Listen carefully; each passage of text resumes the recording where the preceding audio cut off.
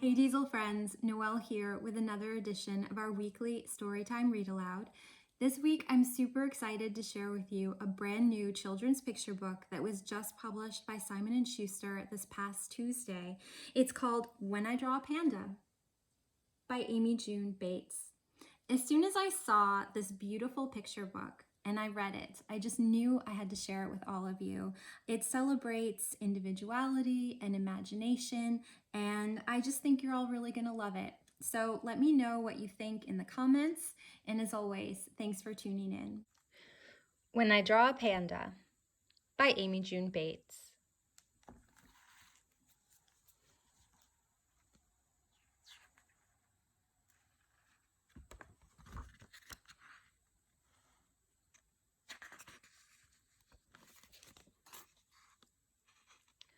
I love to draw.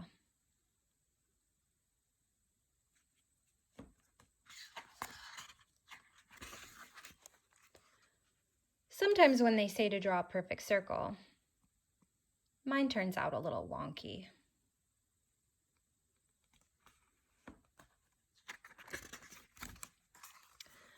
I can draw a perfect fluffy cloud, a perfect scoop of ice cream, and a perfect flat tire.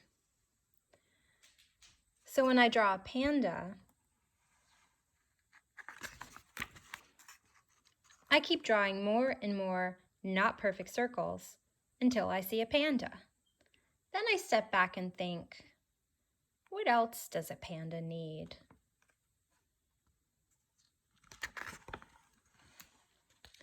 He probably needs a hat.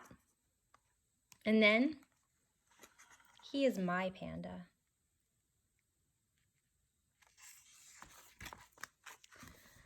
My panda draws his own way.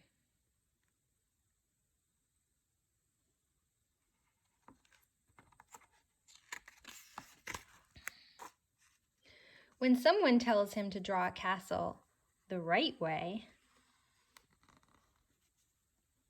he would rather draw it the left way.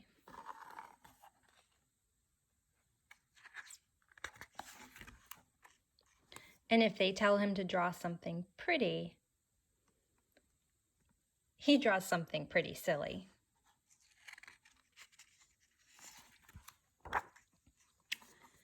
My panda shows me how to draw a dragon.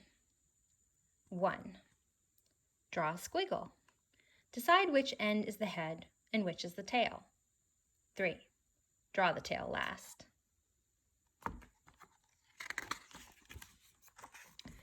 Sometimes when they say to draw a perfect pirate, superhero, crocodile, mad scientist, or princess, my panda prefers to draw an imperfect, superheroic, madly scientific, piratical princess crocodile.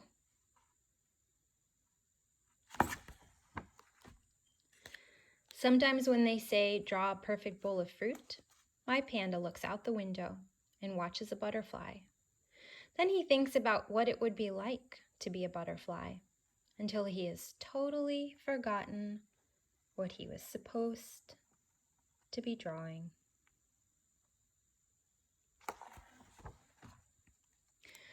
I can draw my own way too. Sometimes when they say draw it this way, I ask, why? And when they say draw it that way, I do, but I add a unicorn horn later. Sometimes they say, that will never work, but it does. Sometimes they say, make sure you don't run out of space, but I didn't, so I do. Sometimes they can't figure out what we have drawn, and then it is a mystery, because we will never tell them. Sometimes they say, you and your panda draw too crazy, and I say, thank you.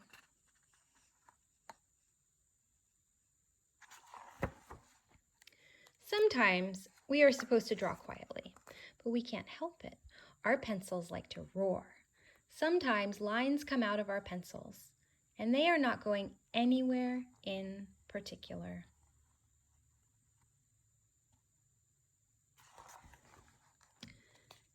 They are just going somewhere that makes us happy.